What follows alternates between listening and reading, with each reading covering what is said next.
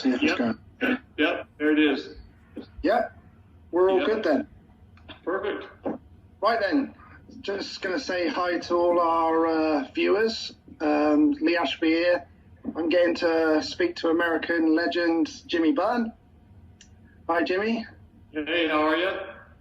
We're doing this for my Facebook page, former BSMA rider MX Memories, but obviously now it's expanded into GP stars and American stars as well. So we're going to get straight into the questions then, Jimmy, if that's all right with you. Yeah, all good. Right, here we go. What was your favourite track, firstly as a schoolboy, and then in your pro career, Supercross, stroke outdoors, and why?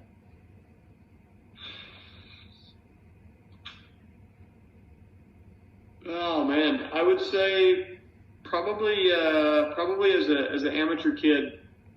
Yeah. Kind of ironic, actually. It comes full circle a little bit. There was a track that we would race at maybe twice a year, once in the winter and once in the fall. It's actually where David Bailey got hurt. Was it? There. Yeah, God, I want to say the name of the track was it Madeira? Yeah, I can't. It might have been Madeira was the name of the track. It's gone now, but it was like in Central California. And the track was it was a really cool track. They a farmer had actually built it in this really cool bowl area. So the dirt was really like a real fertile dirt, so the dirt was great. Track was cool, big jumps. There was they had this massive tabletop that you could do on an 80 that was, it probably isn't very massive now, but back then it seemed like it was like 80 feet long or 100 foot long or something. But I'm sure if I went back and you could actually see it now, probably much smaller. But that was definitely like one of my favorite places to race, even though we only got to race it a couple times a year. And then, it was also one of those kind of weird places because that's where David ended up getting hurt. And, I was actually, it was right before my practice when that happened. I was actually standing at the fence like 50 feet away from David's crash. So I saw the whole thing happen. It was, I can remember it so vividly even now, 30 odd years later. It was pretty surreal at the time. So I would say that was probably my favorite track as an amateur. And then I would say my favorite track as a professional, it's kind of twofold a little bit. It wasn't, it was kind of an odd track to race on, but it was just so much fun, was the Saporiti Fast Cross. Just so much fun. But I think that was part of the problem with racing there is it was so much fun to ride. And the crowd was always so receptive to the riders that it was just more fun just to throw whips over every single jump.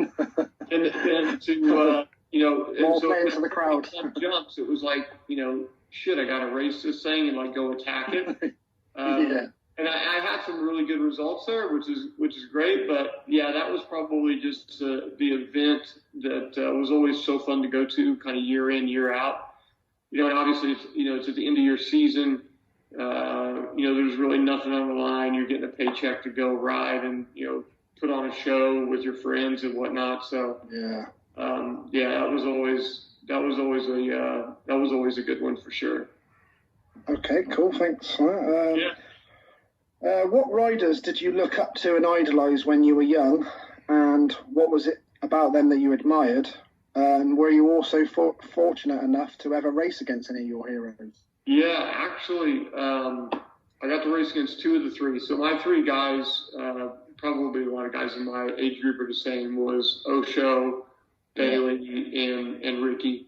And plus I was a Honda kid. I rode for Honda for 11 years as a kid. And so, those were the guys I looked up to. I mean, those guys walked around like gods. Yeah. And I remember the first time I raced against Ricky and Johnny. It was my rookie year in 1990, and I was riding 125 Supercross, obviously. after LA Supercross was over, we didn't have the money, and I didn't really have any good support at the time for my rookie season. And going and riding the 125 Nationals, it was hard to have a bike with a lot of power, and you had to put a lot of money into it. Yeah.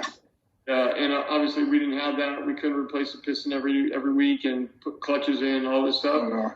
So me and my dad came up with the idea to go buy a 500 because didn't have too much on it, and go ride the 500 Nationals. 120 pounds of me. I could see our 500, and so we went to Washougal, which is the first round of the 500 series. Yep. And obviously you're lining up against guys like Jeff Ford and Ricky and Osho and just all these dudes, and I passed Johnny in the first moto, which was super weird.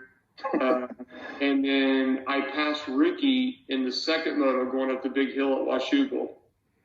Yeah. I vividly remember looking over as I was doing it, holy shit, how in the world did this happen? Because I was watching, he was dominating when I was still on mini bikes.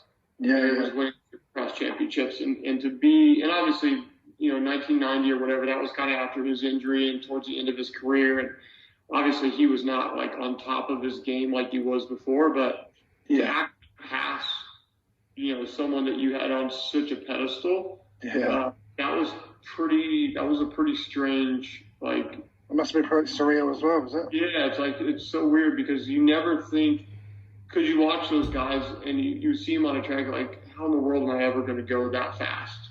How ever going to be at that level when you're riding the 80s or rookie year on 125 or whatever. So to actually do it it's one of those things where it's crazy, and you're okay, maybe I do deserve to actually be here doing this. So yeah, kind of crazy. That's pretty cool. That is cool. Okay, next one. Who was your closest rivals in your racing days? Did this change much between Supercross and outdoors?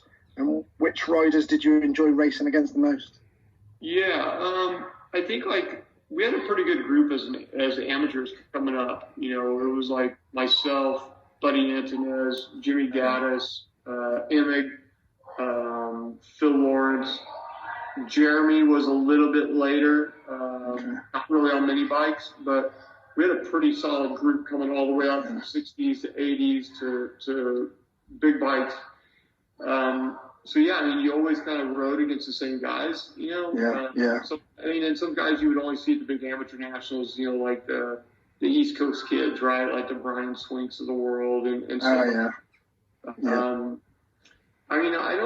I can't think of anybody that I had some weird, mini bikes. It was always me and Gaddis and Antonez always battling, and at the big races, Emig would be there and stuff, and a little bit with Bradshaw, even though he was a little bit older than me when we were younger. I never had anybody that was the Michael Lessie, Ryan Villapoto thing or something like that. And I certainly never had a rival like a Chad and Stewie type of deal as a professional. I got along with everybody. I had run-ins with a number of guys, but me and Rhino took each other out one day at a national. We went looking for each other to kill each other, and 2 days later we were going to dinner together. So, fair enough. I think the way we were back then. I think the only big rivalry out of all of our groups was just Jeremy and Fro. I think everybody else pretty much got along really well, and there wasn't any, anybody that there was friction. And I got taken out plenty of times. I took plenty of guys out, and back then it was all fine. Big cutthroat. Nothing that was ever long lasting. That's for sure. Oh, that's good then. Throughout your career, what would you say was your favorite race bike? As in, was there a particular team that you enjoyed riding for the most on a race bike?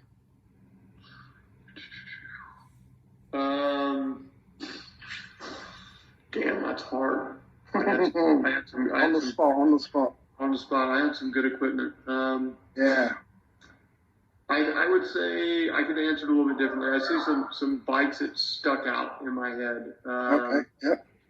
My 94 RM125 was really, really good. I'm pretty sure it wasn't legal. It was a factory bike, but I'm pretty sure like some of the stuff that's in it, like I have no idea for sure, but I'm pretty sure it wasn't legal. So that bike was really, really good. A bike that I didn't get to, a bike that I did not get to race, but I did get to test it quite a bit, was the YZ125 that Emig won the championship on. I was riding for DPY at the time, so I was on 14.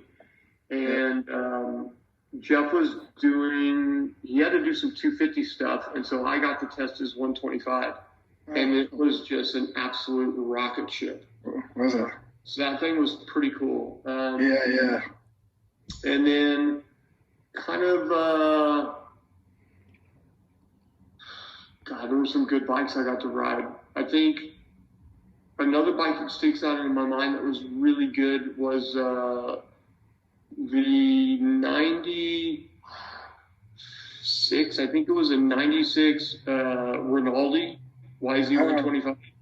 Yep. That thing was pretty impressive. I actually tested that at McKelly's track that was like across the street from his race shop. Okay. So that was really good. When I rode the Grand Prix in '95. Yeah, I remember that. I had a Works. The team actually had like a full Works RC 250 Honda. Oh, okay. And I only got to race it. I raced it at like the Carpi Night Cross in Italy. I did Fast Cross in it. I think I raced Bercy and maybe Barcelona on it. So I only got to ride it like 4 times. Yeah. And that was really, really good. Was it? Yeah. And then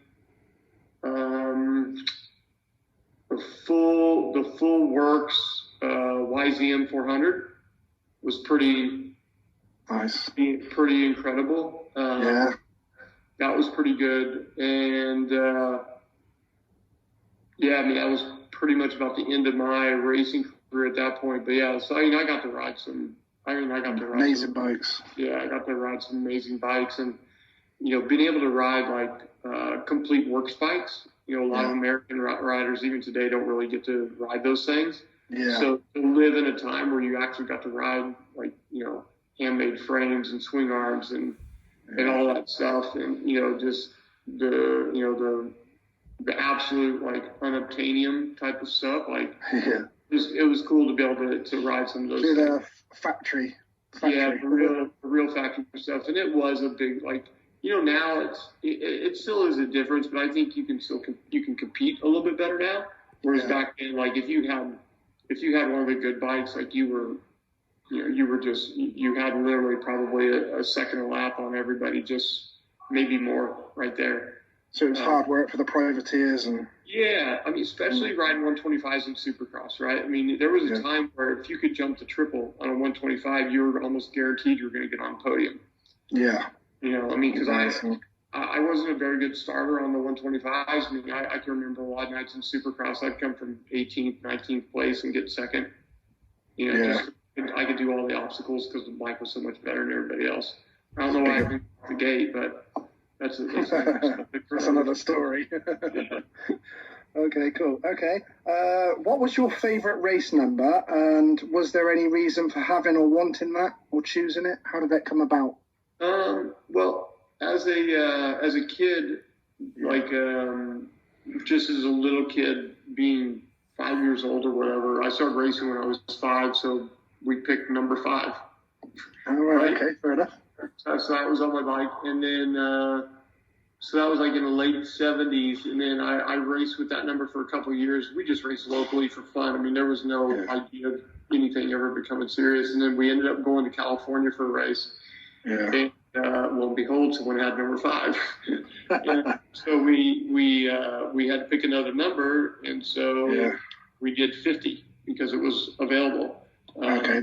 I mean, from 1980, I think, 1980 until I turned pro, I was number 50, like my whole amateur career, basically. So, like old photos I put up of myself on Instagram or something like that, unless it was a Loretta lens where they just assigned you a number, like all my stuff is number 50. But so I mean, that was like a number that I really liked. And then when I turned pro, we tried to get like 501 or 150 or something like that to kind of have a number, that had the number in it, and we couldn't get those. And so, we tried like, 150, 250, 350, all these, and they were all taken. And at the time I was, I just turned 16. I'm like, well, shit, like, what do I really like? And, at that time, like the Porsche 959 was out. So I requested number 959 as my number. I only raced with it for a couple times because it was just after Loretta's. And and so I ended up picking 959 because of the Porsche. I thought that was a cool car. And kind of oddly enough, and a bit of coincidence, I rode 3 races, I think, and scored enough points that my first, like my real rookie season in 1990, I had earned number 59. So I went from I remember you on that. to just 59. So it's like, just remove the 9 and there. So, but some funny things. I mean, we really didn't get to pick the numbers. We didn't get to pick numbers until basically the year I got hurt. We had I was one of the ones that got to receive a permanent number. And so I picked number 12. I had ridden with number 10 the year before, which had been a pretty successful season in '99. And I wanted that, but Larry Ward, he was a person to pick right in front of me. And so he picked that. And so the only other really low digit that was left was number 12, because I certainly wasn't going to pick number 13. So the numbers kind of jumped around, but I would say the number that like sticks with me the most is probably my number 50 as an amateur. Okay, cool. I know that. Okay, were there any particular tracks, either Supercross or Motocross, that you didn't enjoy riding at all? That I really didn't enjoy. I wouldn't say. No, I mean, if it was a mud race or something, but I mean, I wouldn't say there was any tracks that I ever was like, oh shit, man, I don't want to go to, Yeah, that's what I was asking, really. like dreading to go to a track on the weekend.